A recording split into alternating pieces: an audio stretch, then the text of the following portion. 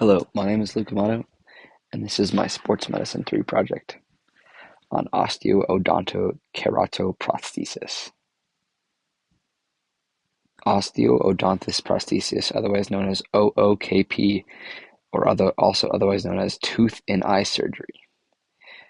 This surgery is a unique way to create an eye prosthetic out of your tooth with the help of modern medicine, multiple surgeons, doctors, and practitioners.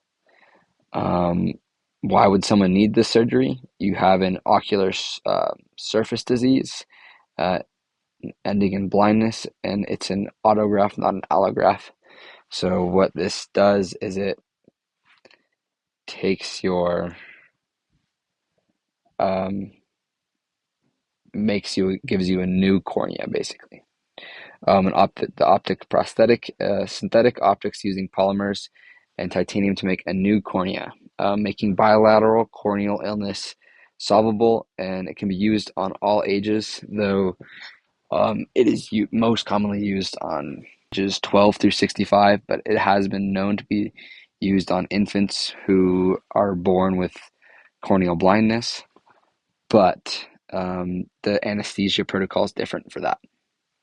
In the middle picture, that's kind of what it will look like, sort of.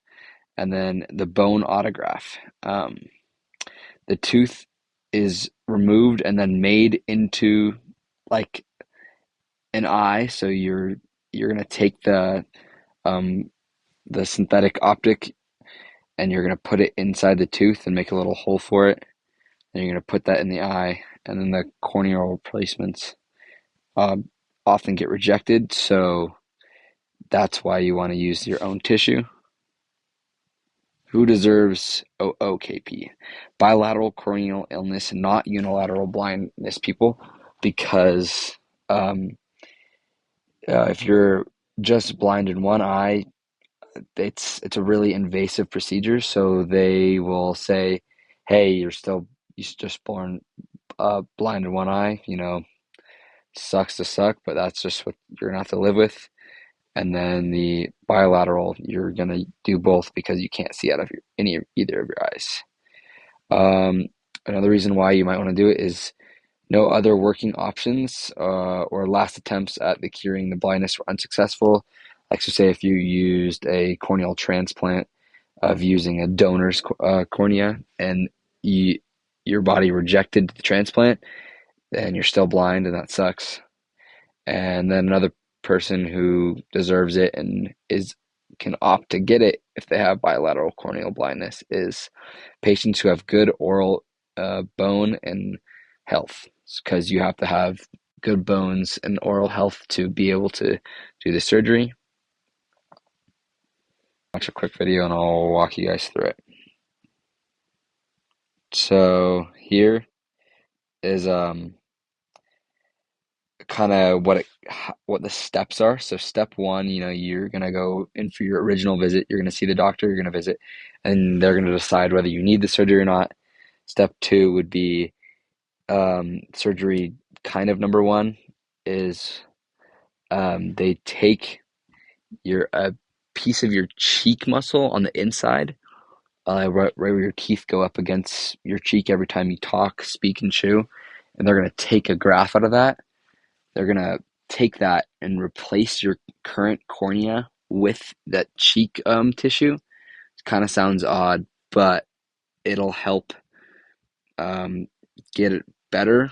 And so you'll see that later in the video. And then they'll take your tooth out and apply the uh, prosthetic into it. So, yep, it's step one, the tooth is removed.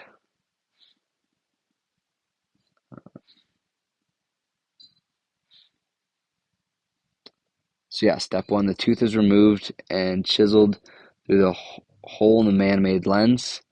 A patch of skin is taken from the inside of the cheek and placed onto the eye for 2 months to let it heal and promote its own blood flow and acquire its own blood supply. The tooth segment is transplanted into the eye socket. That's the tooth segment with the optic prosthesis in it. Um, then partially lifted from the eye and placed over the new base of your cheek tissue that was put on your eye. And then step 4, surgeon cut a hole in the grafted cornea of your cheek to let light through. So we're going to watch a video on that. So they take your tooth out. Now that's them taking the tooth out, drilling it out. It's going to be cut down into a slim hole. That's the prosthetic. That flap that just opened up is your cheek. They're going to put that on. They're going to reattach your eye. They take everything off, kind of do that. And so that's how that works. It's kind of weird. Rehab for this surgery. This surgery has a 90% success rate, and following 18 years, 85% of patients have regained full sight. So after 18 years, they still have not 20/20 vision.